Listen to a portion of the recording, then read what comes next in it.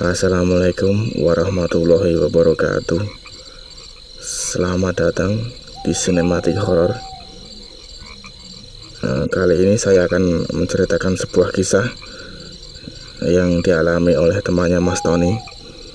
Jadi cerita ini bernarasumber dari Mas Tony, sebut saja Mas Tony begitu. Tapi bukan Mas Tony yang mengalami. Jadi Mas Tony ini menceritakan peristiwa yang dialami oleh temannya Mas Tony. Tanpa banyak basa-basi lagi, silahkan disimak ceritanya. Dan juga cerita ini benar-benar terjadi ya. Cerita ini benar-benar bisa dipertanggungjawabkan dan real ya, tanpa saya buat ceritanya.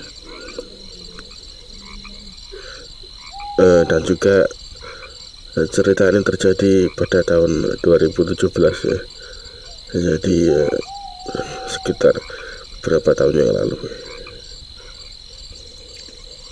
Cerita ini katanya Mas Tony ya, cerita ini benar-benar membuat Mas Tony ini takut ya, agak takut mungkin ya, karena kejadian ini tidak jauh dari tempatnya Mas Tony. Oke, langsung saja ke ceritanya. Pada waktu itu sekitar jam 7 malam, seperti biasa Mas Tony dan kawan-kawan nongkrong di warkop yang bernama 87. Saya tidak tahu kenapa diberi 87, atau mungkin ini nomor keberuntungan juga saya tidak tahu. Mas Tony tidak cerita, tapi ya sudahlah ya, kita lanjutkan ceritanya. Warkop 87 ini terletak di pinggir jalan raya ya, di sebuah desa. Waktu itu Mas Tony ini sedang bercengkrama ya dengan 5 orang teman, 5 orang kawan Mas Tony, sedang berada di warung kopi tersebut, lebih tepatnya warkop 87 tersebut,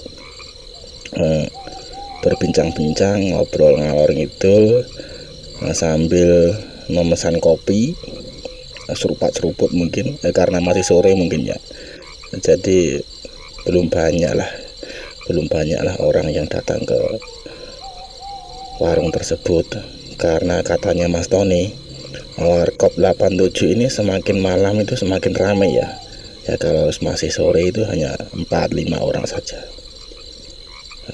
Dan karena malam itu malam Jumat Legi, yang katanya kalau kita kan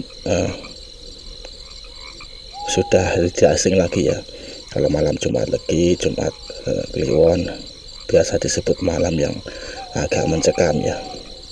Mungkin karena apa saya juga kurang tahu, atau mitosnya seperti itu, tapi kejadian ini benar-benar terjadi di malam tersebut. Dan singkat cerita, Mas Tony ini bersama 5 temannya ini sedang bercerita kejadian horor ya, di suatu tempat. Nah, kebetulan di sebelah warung ini kan ada sebuah bangunan daler montor yang sudah lama kosong. Mungkin bangunan dulunya ini bangunan tempat itu ya, apa namanya, jualan motor ya, daler motor gitu, tapi sudah lama ditinggalkan ya. Mungkin kurang lebih berjarak 100 meter ya dari warung 87 tersebut, tapi berseberangan jalan. Jadi si dealer ini, bekas dealer ini di sebelah timur menghadap ke barat. Nah, warung 87 tempat nongkrongnya Mas Tony ini di barat menghadap ke timur ya, tapi agak ke selatan, jadi nggak terlalu pas lah, agak ke selatan. Mereka berlima ini menceritakan tentang kejadian mistis sebelum adanya bangunan dealer tersebut. Jadi dulunya sebelum dealer itu ada kejadian misteri ya, kejadian kisah yang nggak enak lah di tempat itu.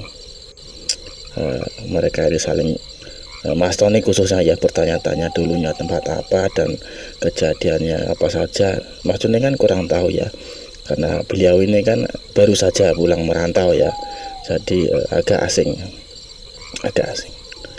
Tapi ya belum maksud saya belum mengetahui juga asal usulnya tempat tersebut, maksudnya yang sebenarnya itu seperti apa. Karena waktu itu asik mengobrol ya, tidak terasa kopi sudah mulai habis, rokok pun sudah mulai mungkin tinggal beberapa batang. Dan tapi tiba-tiba mereka ini dikagetkan salah satu penduduk desa tersebut ya, yang datang mungkin sedang gabut, ingin ngopi, mungkin datanglah ke warung 87 tersebut. Dan beliau ini sebut saja Pak Tono ya. Dan Pak Tono ini berjalan kaki dari rumahnya melewati dealer kosong ini. Jadi rumahnya Pak Tono ini melewati, kalau mau ke Warkop 87 ini melewati dealer yang kosong tersebut ya. Yang katanya orang-orang kalau malam hari itu minim penerangannya. Di dealer tersebut kan sudah tidak terurus. Salah seorang dari mereka itu bertanya, salah seorang temannya Mas Tono ini bertanya kepada Mas Tono, Mas Tono, kendel tenan melaku lewat kono, kaweti to nak diruhi cewek sing manggon ning dealer kono. Yang artinya, Mas Tono, kamu kok berani sekali lewat di situ? Apa kamu tidak takut dikasih penampakan oleh penunggu di situ, wanita di situ? Dan Mas Tono pun menjawab, wedi opo, seumpamane diruhi malah tajak ning warung kene bisa ngopi. Hahaha, katanya Mas Tono nih ya. Yang artinya, takut apa? Kalaupun ada penampakan ya malah saya ajak ke sini ngopi di sini sekalian sambil tertawa terbahak-bahak.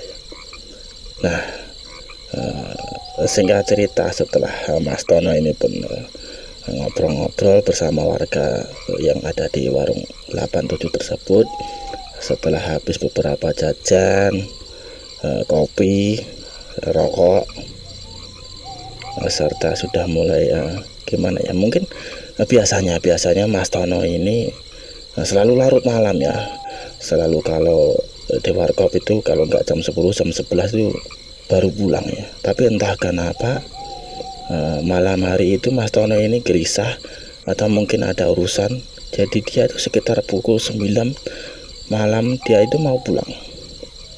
Dan ditanyalah sama seorang dari temannya Mas Tono tersebut,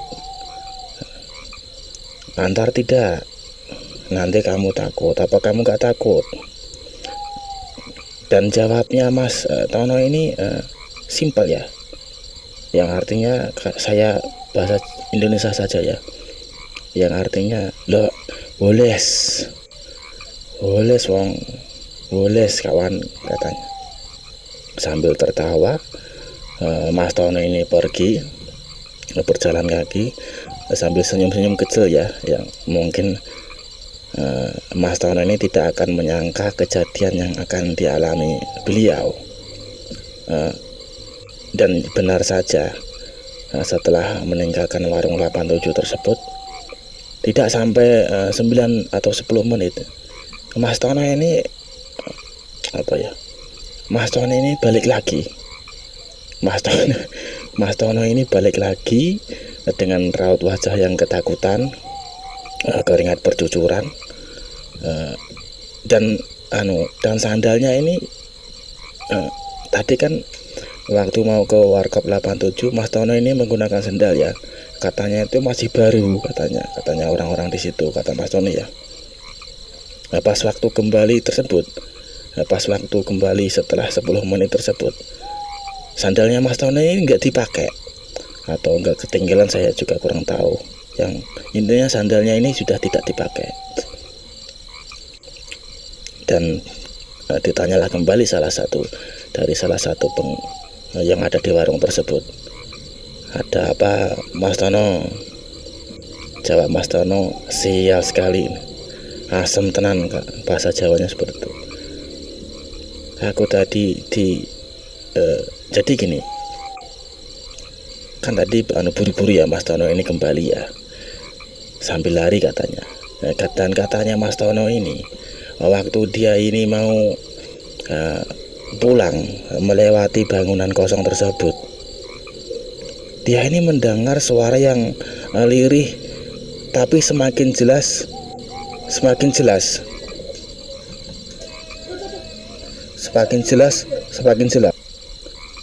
Mas Tono ini mendengar suara lirih ya, tapi semakin lama suara ini semakin jelas ya. Semakin Mas Tono ini mendekati dealer kosong tersebut, suara ini semakin lama semakin jelas. Setelah didengar-dengar beberapa lama, suaranya ini mirip, katanya Mas Tono ini mirip suara wanita ya, mirip suara wanita yang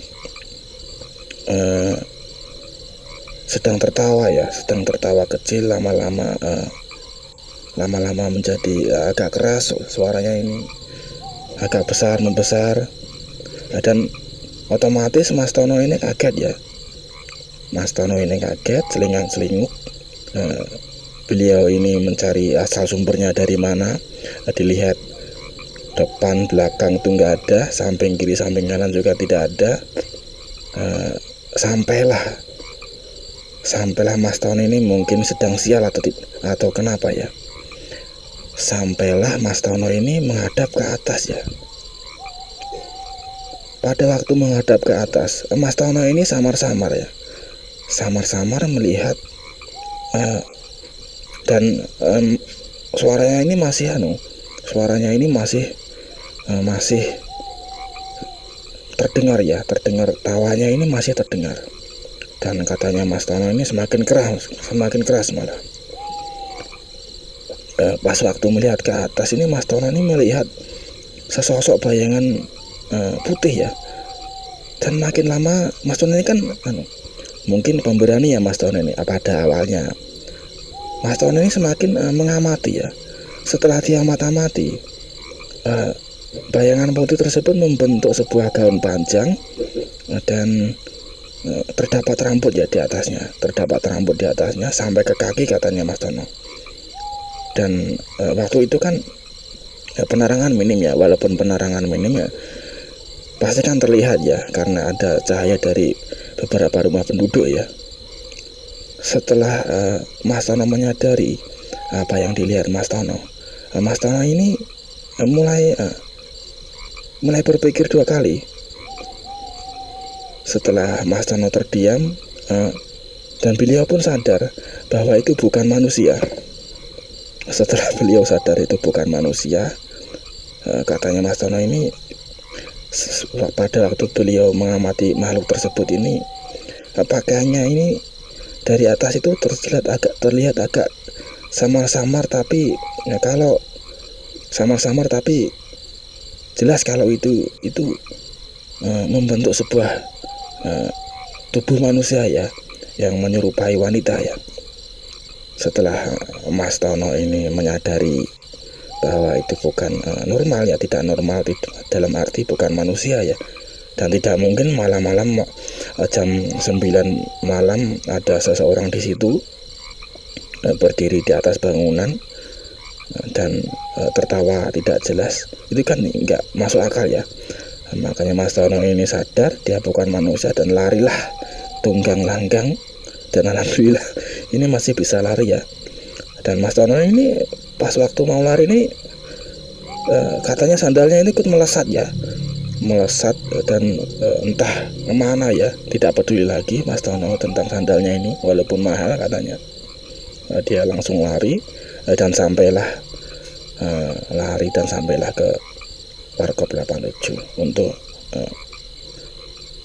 mungkin sekedar meminta pertolongan atau apa ya. Dan akhirnya Mas Tono ini setelah sampai di Warkop 87 tadi dikasih minum sama seseorang yang berada di situ. Setelah dikasih minum, beliau ini duduk dan menceritakan kembali ya, apa yang dialami orang tersebut ya, dialami oleh Mas Tono tersebut maksud saya. Dan diantarkanlah Mas Tono ini karena beliau ini tidak mau pulang sendiri ya, mungkin takut atau ya yang jelas takut ya. Ya kalau saya berada di posisi Mas Tono mungkin sudah pingsan, mungkin sudah tidak tahu apa yang lagi yang saya terjadi ya. Tapi alhamdulillah itu kan tempat kejadiannya kan berada di jalan raya ya, pinggir jalan raya ya, bangunan itu ya. Alhamdulillah tidak ada kendaraan lewat ya. Kalau seandainya Mas Tono inilah sedang apesnya ini apes banget, pas waktu lari itu ada kendala kan ya gawat ya, bisa-bisa terjadi kecelakaan ya. Tapi alhamdulillah Mas Tono ini masih diberi kesehatan ya, masih diberi keselamatan. Jadi beliau tidak sampai mengalami hal tersebut.